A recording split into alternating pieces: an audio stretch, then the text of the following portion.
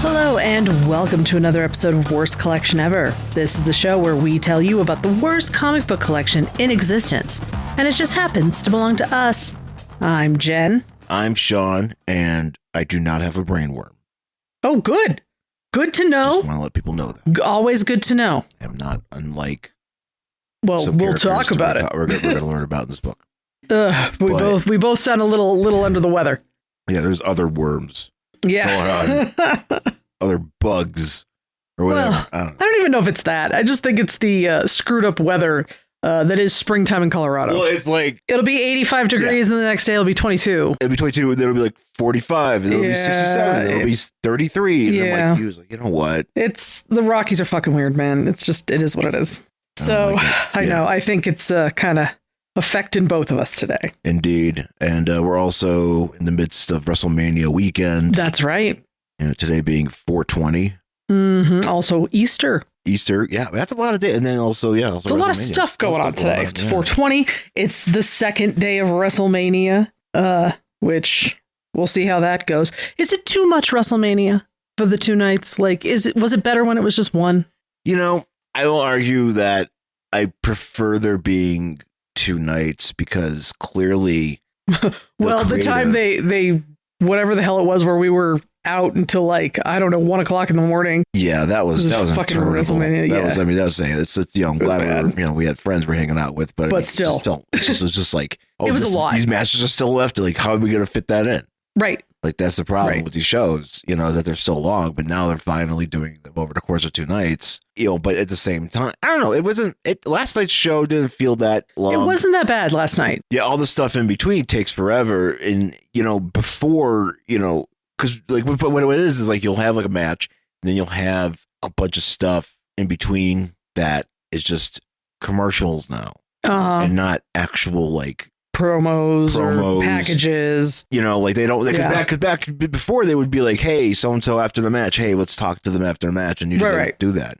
They have like a set like area where they would cut a promo and be like whatever, or then maybe you would also have like wrestlers before the promo matches cut promos and be like, I'm gonna go out and fight Kurt Angle or whatever, and I'm gonna kick his ass. Mm-hmm. Now it's like they don't even bother now. They don't even bother. It's like commercials, and then they have if you're not a part of Peacock Premium, which I thought I was, but I guess I'm not.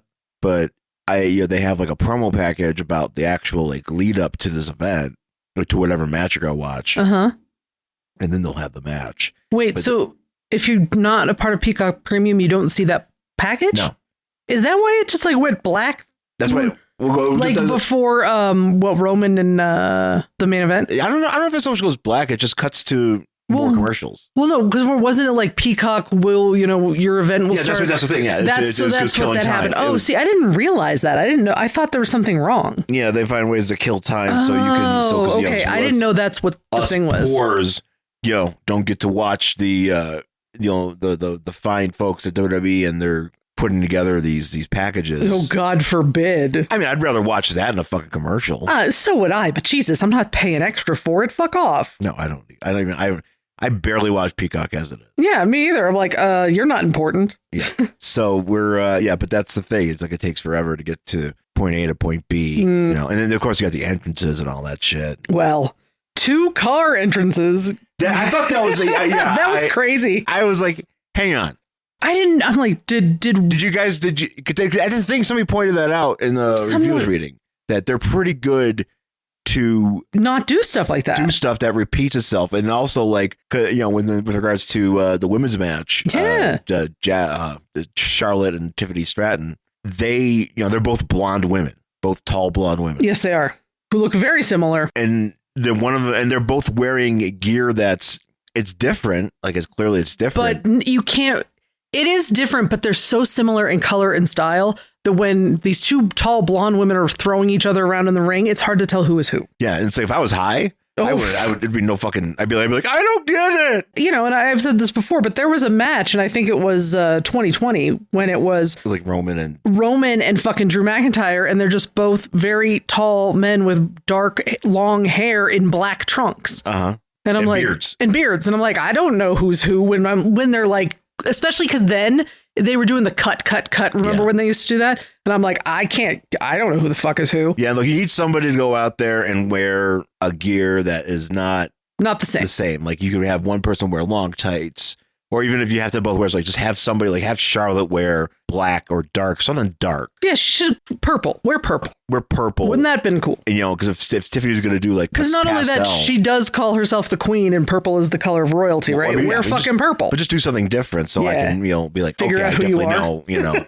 because you're already both blonde and tall, so it's not like I don't know who's who. Yeah, it'd be like, you're freaking out, man. I am freaking out, man. Yeah, it's WrestleMania tonight's going to be the rest of it, and we'll see what happens. Maybe we'll get another F-bomb. Did we get an F-bomb? No, we keep.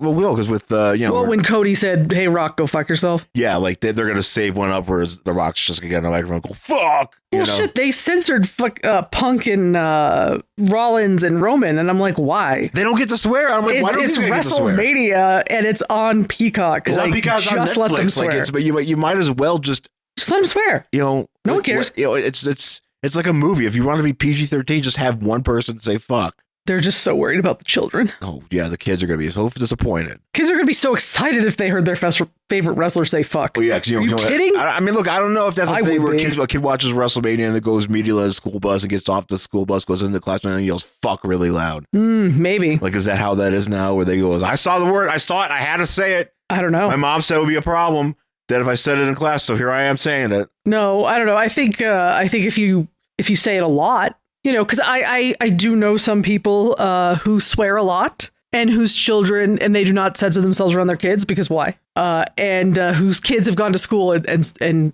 used the same language and gotten in trouble. My mom fucking narked on some kid swearing, right? Like in my class, like that was about. She's like, "Oh, that kid swore." She had to go fucking tell a teacher, and I was like, "Okay, well, I didn't. Like, why are you doing that to me? Why you gotta do that to me, mom?" He's like, "You swear all the time." Yeah. You swear. He's like, you say terrible thing. It's like, like, who cares if so-and-so in 4th grade or 5th grade says a curse? Says a swear.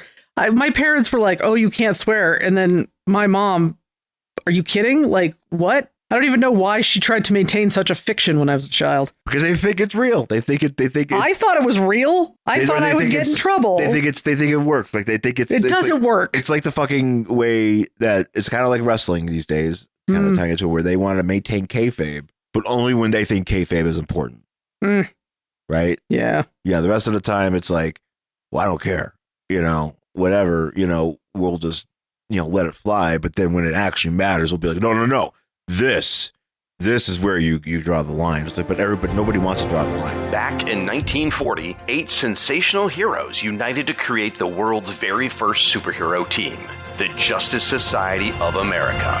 Now, 85 years later, we're gathering podcasters and bloggers from around the globe for a month-long celebration in an event we're calling JS April.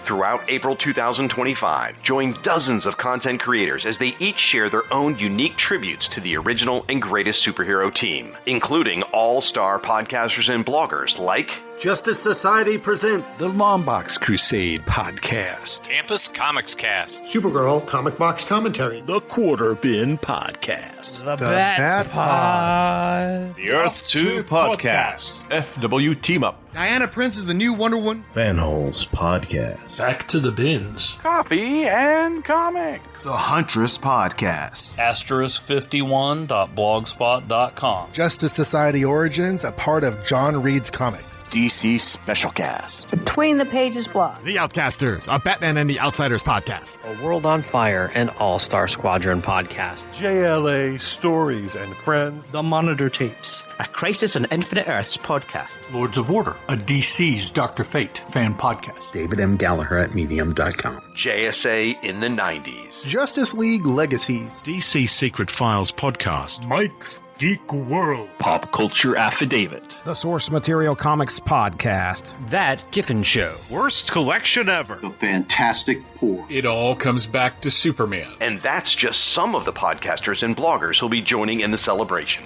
Get ready for a thrilling month of beloved characters, fascinating insights, and incredible stories. Follow the action on social media with the hashtag JSApril, and visit our website for a complete list of participating podcasters, bloggers, and what they're each covering at fireandwaterpodcast.com/JSApril. So, JSA. We are still in JSApril. Yes, we are still in JSApril. This is going to be the final week of JSApril. We're going to cover JSA Volume 1, number 58 from April 2004, as well as Hawkman Volume 4, number 24. Number 25 from April 2004. So we're going to wrap up the book being part of JSApril, hashtag JSApril, and also check out fireandwaterpodcast.com and look for the JSApril link on that page. I think it's just basically just /JSApril. And you can check out all the cool people that are participating in this event. So we are a part of that. But this is going to be, I think, part 5 of Black Rain of JSA 58. The cover is just, did you see this? I did. The screaming Atom Smasher. Atom Smasher. So, but this is actually, you don't see enough of this. Where you can actually see their mouth through the mask. When you see somebody's wearing like a full, because Atom Smasher wears a full mask. Like it covers his mouth and everything. He's got like eyes or whatever.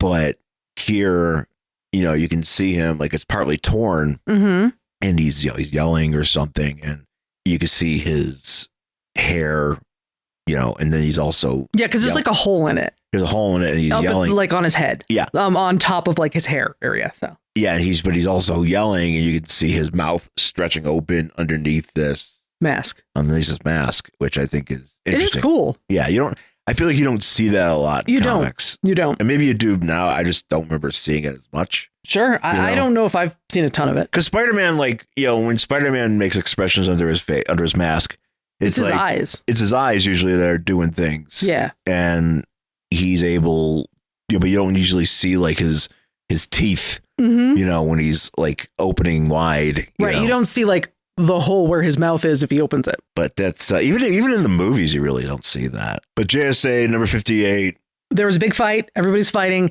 An Hour Man had like gone into the time point or whatever it's called, right? And then his father had like returned in his place. Yeah. So that's kind of where we start. We had Wildcat, Mr. Terrific, and Dr. Midnight have been captured. Yeah.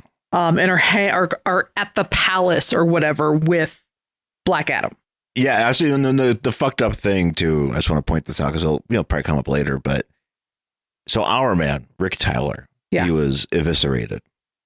Yes. Right. Like literally, like eviscerated by Nemesis in the previous issue.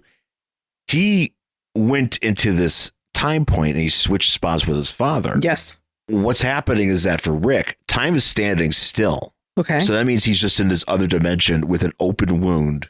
Can he like try to fix it while he's in this other dimension, or is he just static? I think he's static, but I don't really know how that works because he seems like because he has like an hour. Yeah. I don't know. Just the way that I read it sounded like he's basically just waiting there so he doesn't completely bleed out. Right. Because of the damage done to him. So and we never know what happens to him. No, we do. Oh, we do. Eventually what happens. Because I kind of did. In this book? Not in this book. I was going to say, we don't know what happened. Well, right. This book, yeah, but stuff does happen. Yeah, eventually he gets better. He got better. He gets better. The android Hour Man shows up and saves him. There's an android Hour Man? Yeah, we've done a book about it. We did an episode on it a long time ago. I have no recollection of the android Hour Man. Yeah, there's an android Hour Man. For some reason, they made a series for it. Yeah, why not? But he is kind of like the Deus Ex Machina character where it just shows up and he's like, hey, I'll do this for you. And he helps you out. Oh. It seems like for these Hour guys. Okay. Because eventually, like, Rick gets leukemia from the Miraculo. Oh, okay. And so he's got like, he's sick or whatever. And the android Hour Man's just like, I'll save you. And then he does. Nice. I mean, good. That's kind. But for the meantime, Hour Man proper, Prime, is here. And he's going to take his little pill, which we actually see him do. Yeah. Which has little hourglass on it, but kind of looks like a Black Widow. Yeah. Also looks like a really fun street drug. Oh, 100%. I can see the penguin pushing it. 100% because it's got that little thing on it. Everybody like sweet. So he. I can see him hiring a hippie scientist to make it. 100%. He's gonna like go make it in the old trolley area of Gotham or wherever that. Hey, Ninja Turtles, move aside! I'm gonna make some Miraculo. Oh man, that's a fun show. I know, but we're starting off with Atom Smasher is following. He's pursuing Stargirl. Yes, and she's like, you used to be cool, and he's like, yeah, well, I'm not cool now. Okay, I'm not cool. Look, I'm not cool now. Just deal with it. And he headbutts her. That was very funny when he headbutts her because like you don't see the actual moment of impact. You just see like a doink and then her flying. Yeah. And then he's like holding her obviously because she's again unconscious. The physics of of Atom Smasher. There's a lot. Confused me because if he's that big and he's throwing a headbutt, you think she should be able to dodge that. Maybe. Because she's not. Because I know she doesn't have her staff. Right. So she's not able to zip around. Uh-huh. So she's just kind of like, avoiding everything. Yeah, maybe that's the problem. But he manages to knock her out. And and he's got that. And he's like, I will take you to Black Adam and everybody else. Right. So now we're here back with in the battlefield where Dr. Fate, possessed by Nabu, is wilding out. That's right. Because in the last issue, we saw Dr. Fate was just like, I'm not playing with you guys anymore. I've switched sides because Nabu has come in and taken over and imprisoned basically Hawkman Jr. In his little suburban house. I like calling Hector Hawkman Jr. I also think it's very funny that there's like a literal suburban house in this wherever his head. I don't know where it's are we? The amulet. He got drawn into the amulet. What's the amulet? The amulet on this chest, the Dr. Fate's amulet. Oh, okay. I'm sorry. I thought you meant that there was like something he was holding, and I was wait, he's got a gimmick on his chest that's part of his thing. See, I was thinking when I think amulet, I was thinking basically what Eclipso is holding, even though that's kind of like a crystal. Well, we'll get to that in a second because there's actually a kind of like I think is an important development, but it's very quick. Yeah, where Green Lantern is like has encasing people with power. So he's imbuing. He's got Hawkman. He's covered. He's ensconced him. Yeah, in his green energy. Yeah, and Hawkman, but apparently he can do that. Hawkman is laying waste to everything because it gives him like what, more strength? Yeah, I mean, it was more durability or whatever. I didn't know he could do that. I guess so. But then out of nowhere, he just jumps on Northwind's back, and rips off his wings, which is awesome. Because he's like, "Look, man, I got no choice." There's some wing ripping in this story. Some wing ripping, yeah. There definitely is. Yeah, so he rips his wings off. Nice, and that puts an end to at least to Northwind. But then we go and we find out what's going on in this, as Dr. Fate as Nabu is fighting on the outside, but then we see what's going on the inside. Yes. And Nabu's like, look, I'm just doing, I try to give you free will, but I have to force my control over my host. I'm doing what I think is right. And Nabu says, I treated you like a son. And Hector's like, I don't need another father. And Nabu's like, you will. Yeah, right. Like, oh, what are you, Christian Cage? Yeah. Oh, your father's dead. Your father's dead. Well, no, actually, he's right there. Yeah. But he could be dead. He will be during this battle. But we also see that, like, inside this suburban home is a bunch of other people. Well, it's the other Dr. Fates. Other Dr. Fates. Right. So it's other Dr. Fates. So there's, let's see, we got Ken Nelson. Ken Nelson. You have Linda and Eric Strauss. You have Jared Stevens, who was the 90s Fate with when he was like the death metal Fate. Yeah. But although he and erroneously they refer to him as Kid Eternity in the DC Wiki, but it's Jared Stevens because he's clearly got the ankh over his eye. Right. And also in this thing is Lita, his Hector's wife, the former Fury. Not the wrestler. No. What I find funny about this is it kind of makes me think, like, all these people are just hanging out in this house, kind of makes me think of The Last of Us, where Nick Offerman is just like living in that house with that guy. And it's just like, you can't go anywhere, but you have to hang out in the house. Yeah. That's what it makes me think of. Yeah, it's pretty much. That's what's going on here with these people. Nabu's just being like, all right, live here, and hopefully there's some nice wine. Hopefully there's some nice wine, and I'll protect you from the mushroom monsters. Yeah, the clickers. Cordyceps. In the midst of all this, we don't really see exactly what they're doing, but the Dr. Fate collective, host collective, or whatever, basically saying, fuck Nabu. Yeah, I think they start doing a chant or something, but I don't know what this chant is. It's the fuck Nabu chant. I think it's fuck Nabu. They're like, fuck Nabu. Fuck Nabu. Yeah. And that causes Dr. Fate to break out. Yes. And because Hawkman, like in the actual world, someone is fighting him, Dr. Fate, and he's like, don't pull your punches or whatever. Yeah, because Jay Garrick is punching him, and that's right. He's like, hey, don't. That's not my son. Because he's like, I don't want to hurt him, and he's like, it's not my son. Just punch him in the fucking face. He's no longer do it himself. So now we got Our Man and Hawk Girl on the run here, and Our Man takes his little gimmick, as we point out, and takes his little street drug, and they're up on the roof to confront Eclipso and Nemesis. Eclipso is staring at Power Girl through his gem. Yes, and she's like, why are you staring at Power Girl? And he's like, because through the Heart of Darkness, I can see every mistake she's ever made, everything she's ever regretted or whatever. So yes, apparently Power Girl has some demons that can be seen. She once regretted not getting the upgrade at Sonic. 100% she did. She should have got the large instead of the medium. She should have. She got medium tots, and she was furious. And she's still mad about it. Yeah.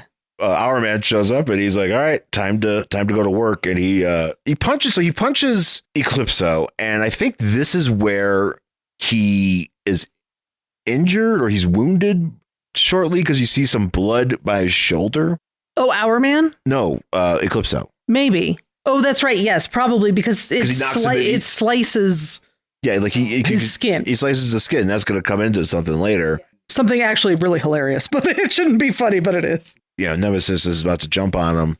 Eclipso, because of this, I think it's because of this wound. It is. Whatever.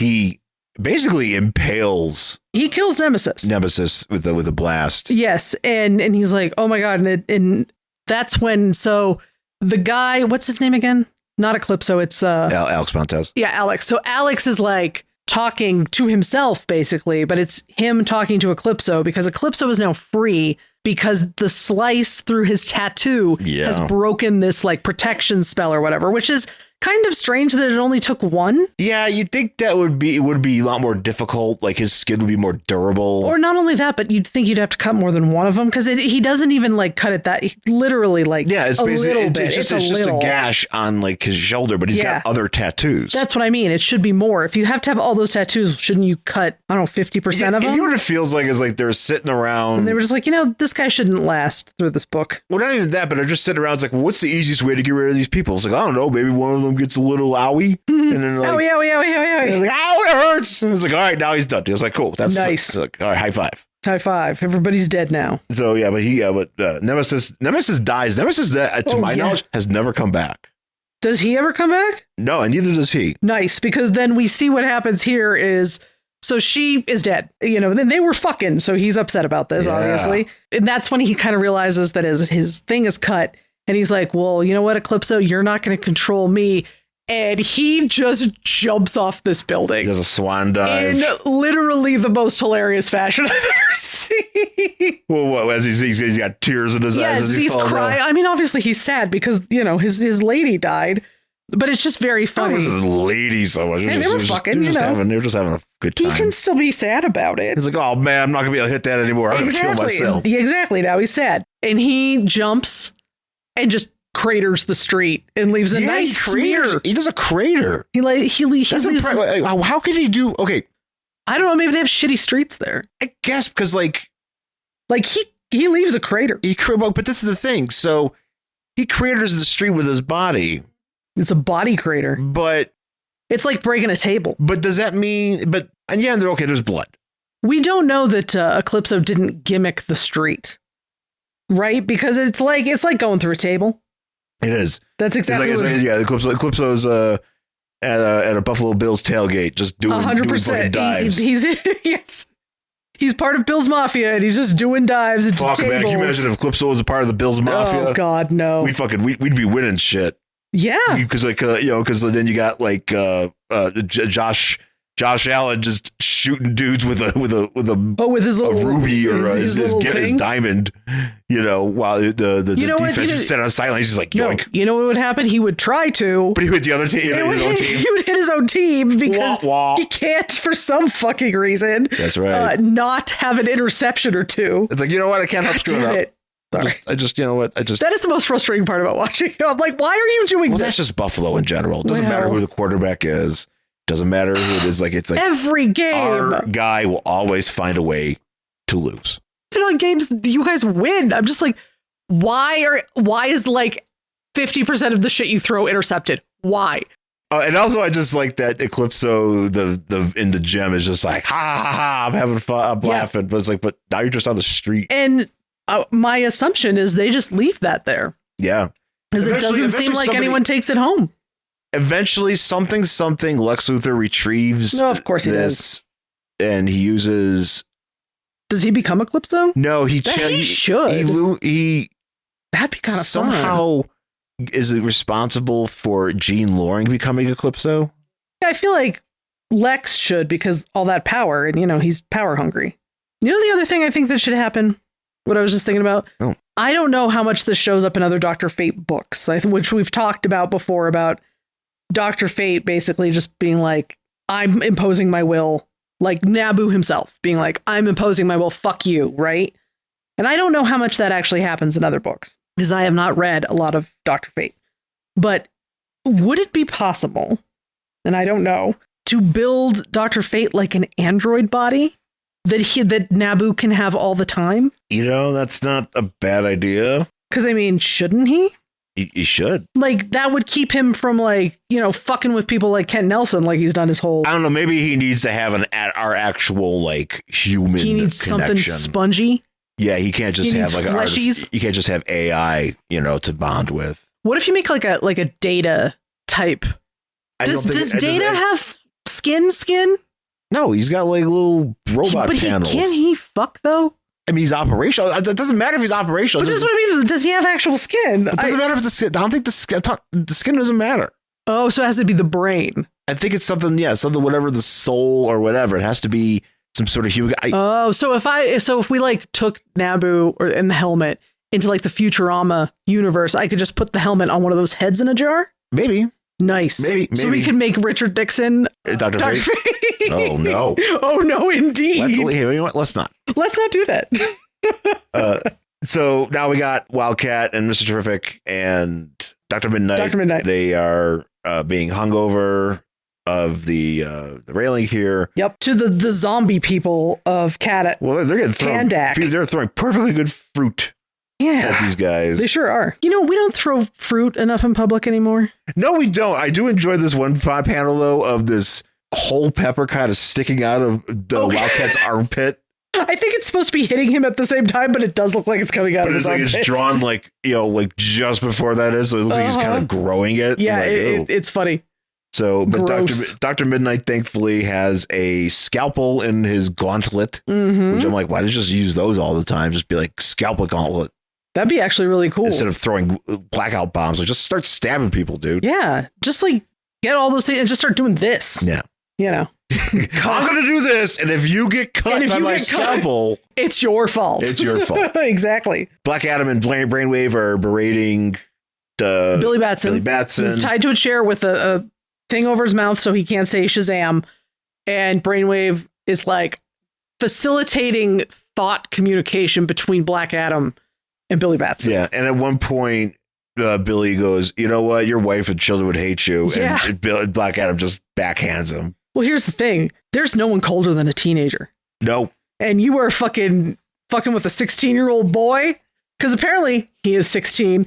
So you're fucking with a teenager, and he's going to say horrible shit like that to you. Yeah, he's gonna make you feel bad. He really is. Yeah. You can defeat a man by sending him a letter across a room. Absolutely. That's how it is. Yep. But they realize here, because they're trying to contact the rest of the team, and Brainwave realizes he can't contact Nemesis and Eclipso. Yeah, because they are dead now. They are communicating again now with Atom Smasher, and this is where we find out somebody has been here. Yes. So Atom Smasher and Stargirl are jawing at each other. Yeah, because Stargirl's like, you used to be cool. Yeah. Still going on with this thing that they're fighting about. And he's like, I don't want to hear it from you, but there's also this something else is talking to him. And that's when the Atom appears on Atom Smasher's shoulder. Yeah. Kind of like a good angel being like, hello, it's me, your conscience. Yeah. Conscience, I should say. And he's like, so I have been hearing a voice. I thought I was going fucking crazy, but you're here. And he's like, yep, I've been here since you guys got here. Atom. Did you say Atom Smasher or Atom? I said he's on Atom. The Atom is on Atom Smasher's shoulder. Yeah, we got it. It's different. Yeah, but I thought that's what I said. Yeah. Maybe I didn't. Because in my head, I keep hearing Atom Smasher. No, it's Atom Smasher and the Atom. If there was a full-size Atom Smasher on Atom Smasher's shoulder, that would be weird. That would actually be kind of amazing. And cool, but still weird. But he's yeah, like, I've been here since you guys invaded.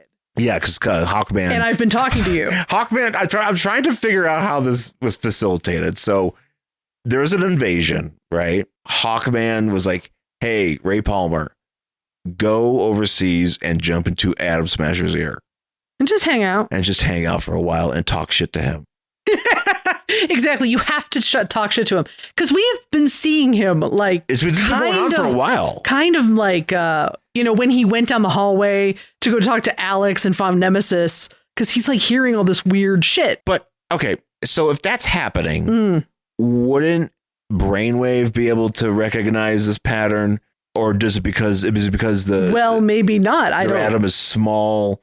And he's unable to. His brainwaves are too small. So he's unable to capture those things. And did he? And most of all, did the Atom fly a tiny plane to Kondak, like a little Micro Machines plane? I thought he could fly. Can he not?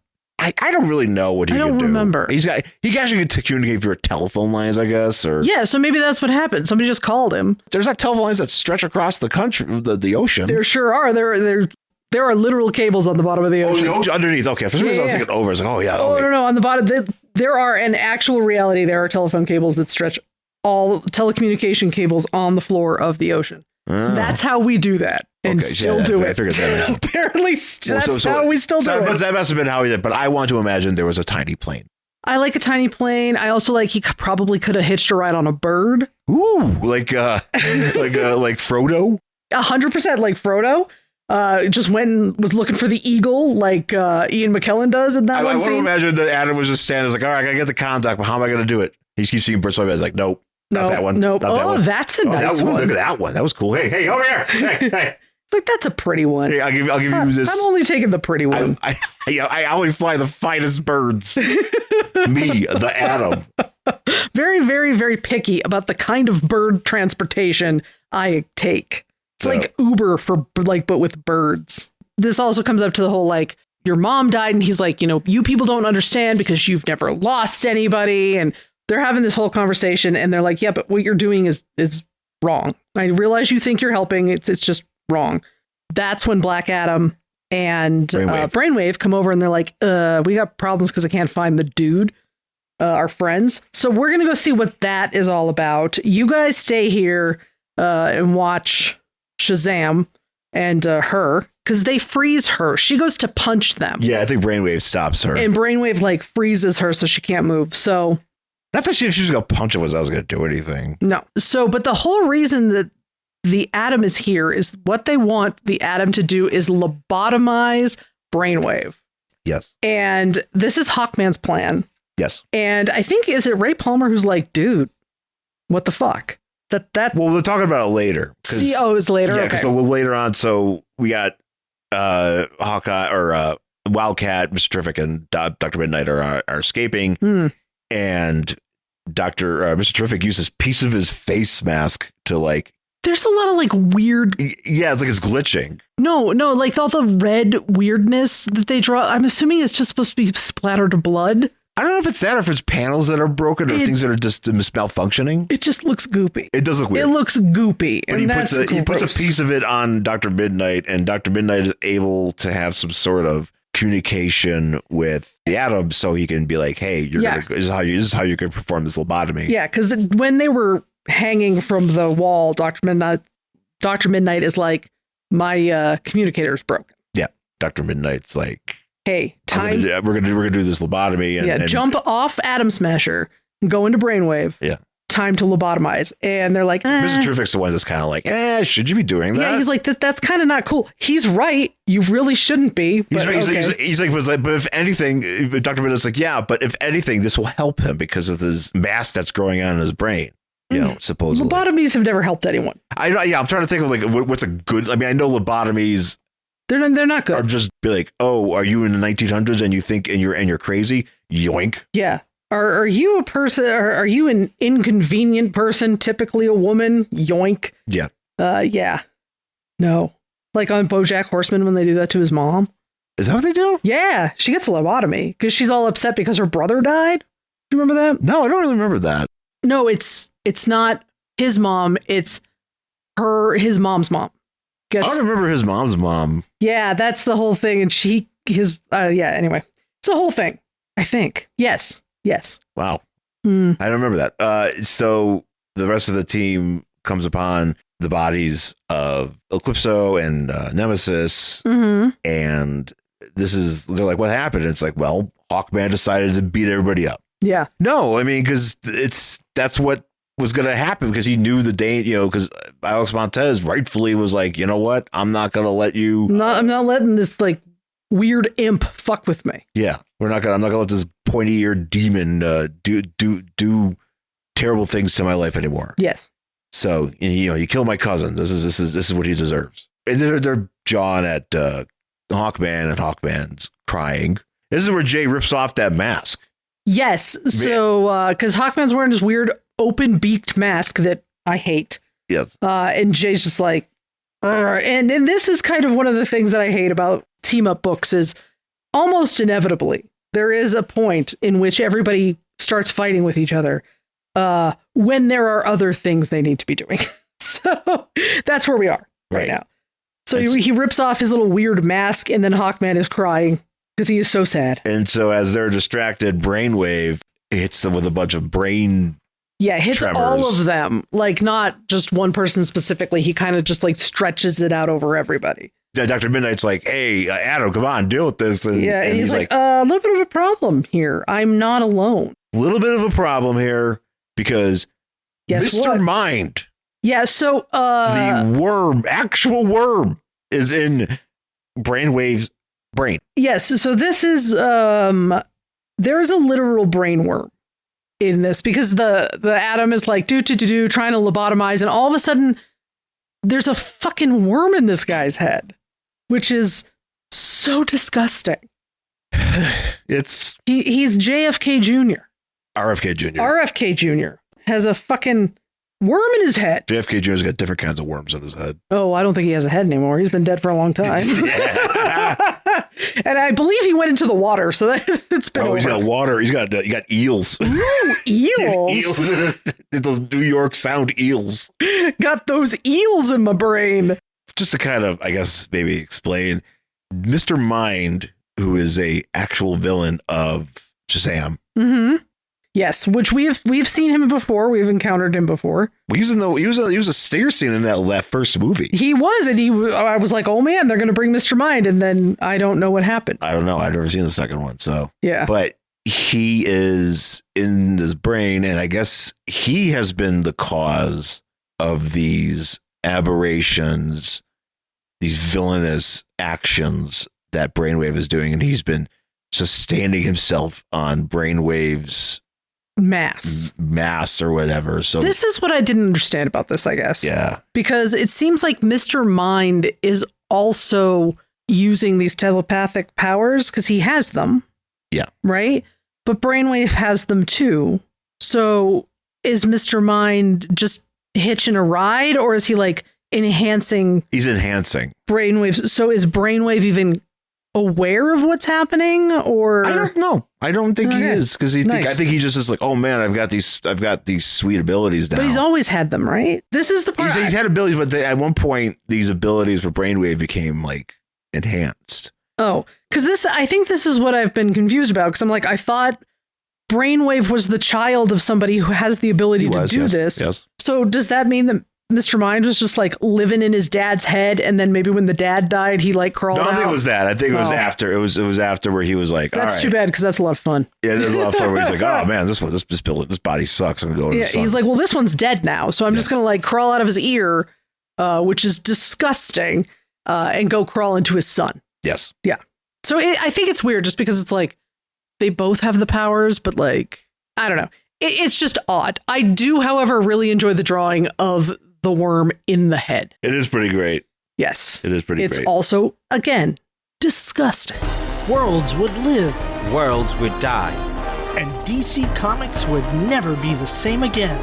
Crisis on Infinite Earths. The crossover so epic it reached every corner of the DC multiverse. Join DC Dave and Doug Adamson as we discuss The Monitor Tapes, a Crisis on Infinite Earths podcast. Find us on your favorite podcatcher and join the discussion at themonitortapes.com. So time to move on to Hawkman Volume 4, number 25 from April 2004. Yeah. And the cover is just Hawkman flying over a bunch of fallen bodies here. I don't feel like that was kind of more of like the previous issue, or maybe, I don't know. But whatever. It's just what it looks like. And well, and also the conclusion. And the conclusion of the story. We are finally at the end of the Black Rain storyline. Yes. So this is how we're gonna wrap this up.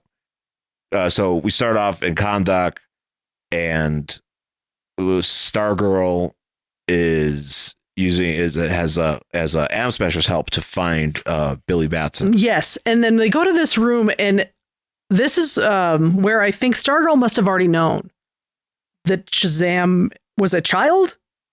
I'm guessing because she's like, "Hey, Atom Smasher, you stay here. I'm gonna go get Billy." I don't know. She's kind of looking at him here like she turns on the light and she looks at him. Can't tell because she doesn't appear shocked about it at all. I mean, she doesn't even say anything because Billy's been tied to a chair and just knocked over. Which is she's great. Not even like, "Oh my God, you're a kid." She doesn't say anything. She's just like, "Oh my God, Billy, are you okay?" And then he's like, "Your hair smells pretty."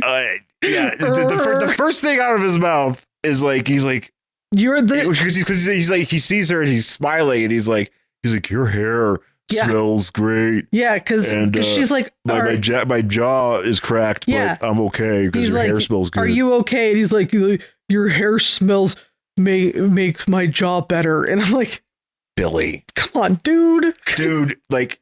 There's some shit going on, man. I realize you're a boy. So basically, she's been fighting this whole time. Yeah, she must stink. She has sweat and probably blood. 1,000%. There's blood in that hair. And dust. Just nothing but like rubble in her hair. And she shows up and he's like, "Oh, it smells good. It smells like strawberries. You're so pretty. I like you." Yeah, pretty much. And he says Shazam and he becomes Captain Marvel again. Yeah. Real quick, I just want to point out one of my favorite panels here is just this panel of Atom Smasher sitting outside of this prison, this cell. Sad. Because he opens this door for Stargirl, and she goes in and he's just, she tells him to wait because she doesn't want him, just want to see what's going on here. Right. He's just sitting out there just looking real sad. It's kind of fun. It is funny. So I wonder if maybe Brainwave does know because that Mr. Mind is in there because this happens and Shazam happens and Black Adam's like, "Hey, check on what's going on out there," and he's distracted because he's like, "Oh, I got to clear my head for a second." And this is when Mr. Mind starts battling with the Atom. Yes. And the Atom just gets even smaller. He gets even tinier. So small. And the Mr. Mind is like, "Oh, look at this. Look at you. You're small. You're becoming smaller. That's pretty cool." Yeah. And so he like becomes very, very small. And then he just sort of, does he have some sort of ray or something that he like, or something that shocks? I think he has some sort of whatever he was going to use to lobotomize him. Yeah. Okay. I do enjoy though this Mr. Mind saying like Black Adam was kind enough to provide this being and I offered my services in exchange. Mm-hmm. So many Earthlings' limited cognitive resources are sour to the taste, but this Henry King is as sweet as sugar. just in case you wanted to make it even more disgusting. I think this even is more disgusting. Yeah, and then there is this part about how he's like, oh wait, so just two of Shazam's baddies like teamed up with each other, and he's like, what? So, but this is where Adam, he uses his weapon or something, and he zaps Mr. Mind, and now you just got worm guts in your head. Brainwave just falls over. Yeah. Oh, yeah. He falls down. I mean, it's basically what they wanted in the first place with the whole try to lobotomize him. Yep. So they did eventually achieve their goal. So the rest of the JSA converge on Black Adam. Mm-hmm. And I like we got Alan Scott, you got Green Lantern putting him in chains. He puts him in chains tethered to the floor, and they're just taking turns punching him. And but Black Adam is taking, is holding his own. He really is. And it's actually very funny because he starts and he's also thinking at the same time, because we saw that at the beginning where we're like getting a narrator. Yeah. Who was Black Adam. So he's just like thinking about all these people. And he was like, Power Girl, I was thinking about making her part of my team. Yeah. But she doesn't take any orders without questioning. And he's like, well, I was going to do it because she's strong. He's like, or because of the physical attraction to Power Girl. Did you catch that part? No, I'm not. Because I was thinking here, this is where we get a de-winging again. Another de-winging. Yeah, that's right. He rips Hawk Girl's wings off. I think those wings are artificial, though. They have to be because they're back at the end. Yeah. But this is where, he throws Power Girl down, is when he's like, well, under all of this, I am still a man. Yeah, because of the physical attraction underneath the God's blessings, I am still a man. So he just wants to fuck Power Girl with her, which also she makes my little Adam big. Yeah, she does. But there is, I think it's earlier, it might have be in the other issue where her costume, everybody's costume has like holes in it because they've been fighting. Hers has like a side boob hole. So it does. Yeah, I don't know. Do you remember this? No. So you could see like the curve of her boob on the side. Wait, I didn't so see you it. have boob window and side boob. I missed that. Oh, well, yeah, you got to go back and look at that. I don't remember exactly where it is, but it is in one of these issues. I can't remember if it's this one or the next one. Well, it might be later. This is the last one. No, I know. The previous one or this one. Here she got a ripped costume up here. Yeah, no, they're all standing. So it might be after this. When Shazam steps in, it might be there. Okay, yeah. Yeah. Black Adam is just actually holding his own pretty good. He is just kicking everyone's ass. And he's doing great up until Hawkman.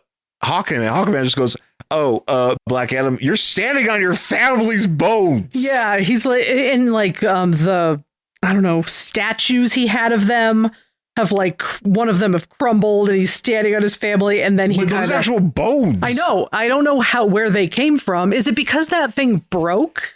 Yeah, because he broke whatever this monument was, and I guess they must have had the bones of his family in there, or one of his kids, like this statue, these statues here, one of his son statues broke. Yeah, he's all upset. He's crying. Yeah. And so, but there's this great picture here of Adam crying, yelling out his wife's name while holding a bunch of skulls. Yeah, it's pretty funny. it's pretty good. It's pretty great. So, but then as he's about to get down, Dr. Fate and Lita show up. Mm-hmm. They distract him enough. They knock him out. Fight. And then Hawkman's like pretty beat to shit, but then he's like, Green Lantern's like, hey, let me juice up that mace for you. Yeah, so you can kill. So you can get at it again. And that's what he does. Mm-hmm. And he's punching Lita right in the neck. Yeah, it was kind of great. Shot. But then he shows up and he starts laying waste to Black Adam with this. It's pretty great. Green Lantern infused nth metal mace. Yeah. It's the best of everything here. It is pretty great. But then, and then this is where Black Adam or Atom Smasher and Stargirl and Captain Marvel show up. Yes, and that's where he's like, hey, so Captain Marvel, Shazam's like, you know what? Stop. We're not going to fight him. We're going to just leave him here. Because the people of Kandak believe that he is a hero because he liberated all these people from the horrible dictator at the beginning of the book. Yeah, that guy really sucked. So what we're going to do is we're just going to leave him in charge and we'll let him live under the basically house arrest. He can't leave the country. Right. Right. And everyone's like, I mean, I guess, sure, that sounds good. I mean, it sounds good, but I mean, are you actually going to be able to enforce this? Like, I mean, I think you're just kind of relying on Black Adam. Yeah, this is an honor system. Cool with this, yeah. But this guy has proven to be not cool. Oh, okay. Here, I just was saying. Here's the side thing. Yeah, there it is. I knew it was there somewhere. There's a part of Power Girl's boob right on the side there. Black Adam's like. Black Adam's like, look, man. He's like, I tried. Nice. Black Adam is like, hey, Atom Smasher, you're like betraying me. And he's like, no, I'm just going to like kind of follow. Yeah. He's like, no, I'm helping. What these folks are saying here. He's like, I'm helping you. You are a hero to these people because that guy really, really sucked. So I think you should agree with this deal. Because as they're doing this, the explosion happens like right by them, and Flash just goes, that child shot a gun. Oh yeah, because here comes all the zombie people. Yeah. Even though they're not zombies, here they all come. There's a lot of them, and they kind of converge like it's like World War Z. Yeah, and so here they come to defend Black Adam because he is their hero, right? And so they're like, all right, we're not going to fight literal children, so we're going to bounce, and you're going to stay here, Black Adam, with your army of child soldiers.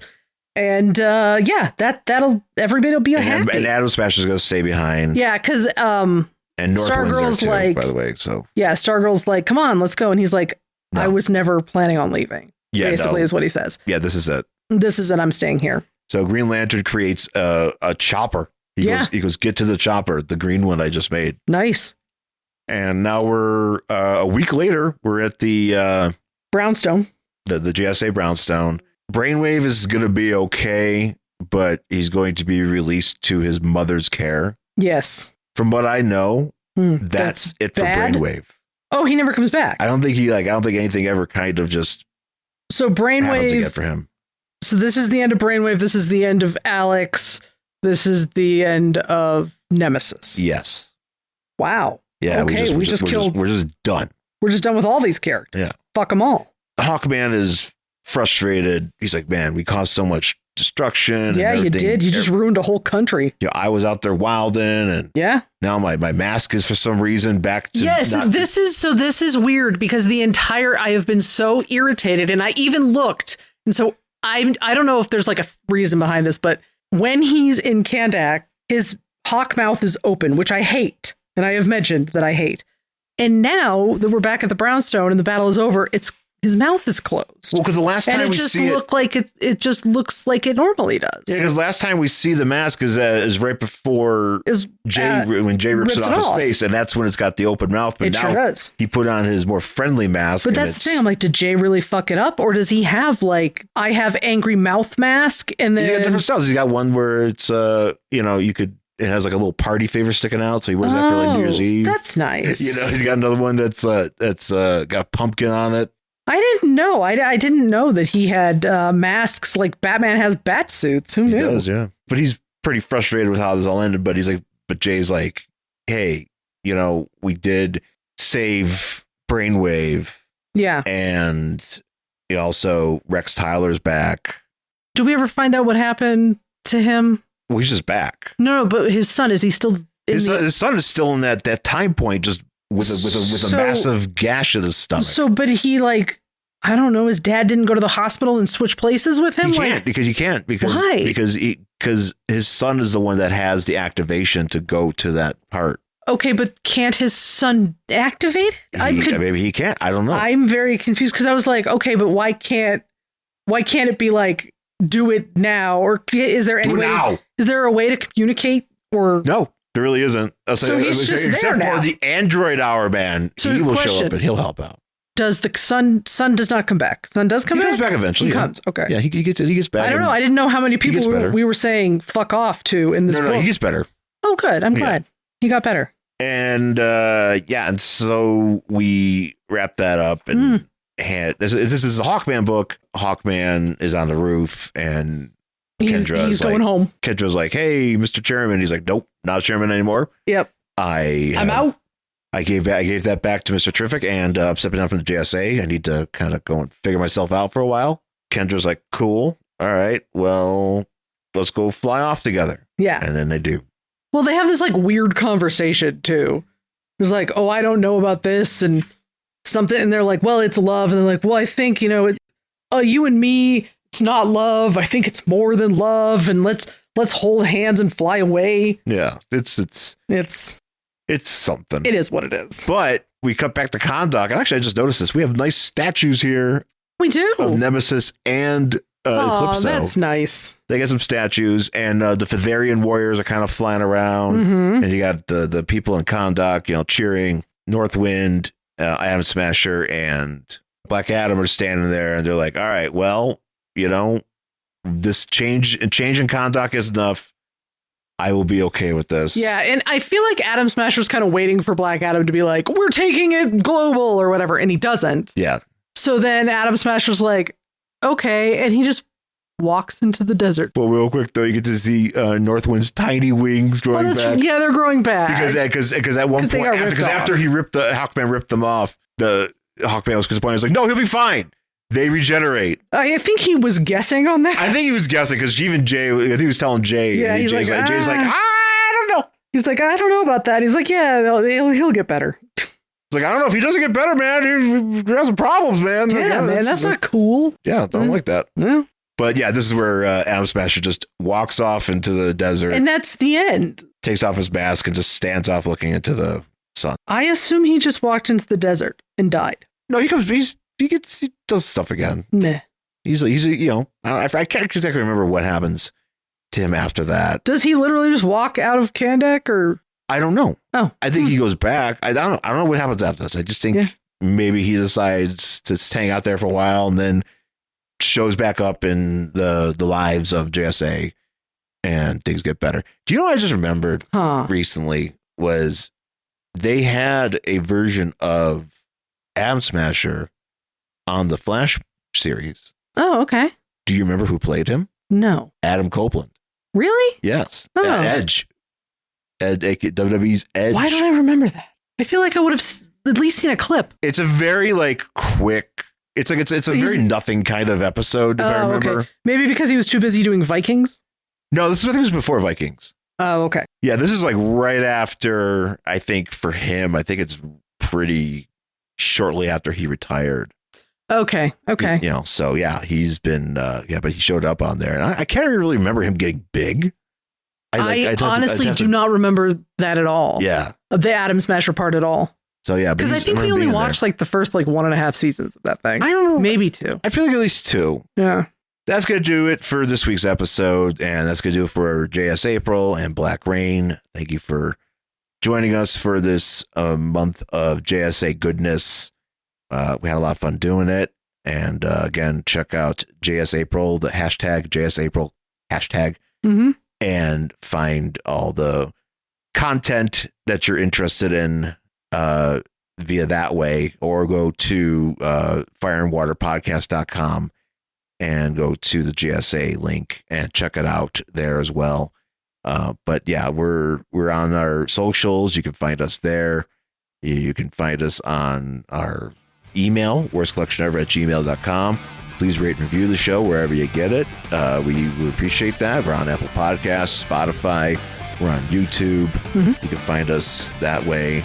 And there's a link to the YouTube playlist on this website, on this description. So you can check it out that way. So that'd be really cool. So once again, folks, thanks for listening, and we'll talk to you again next time. Bye.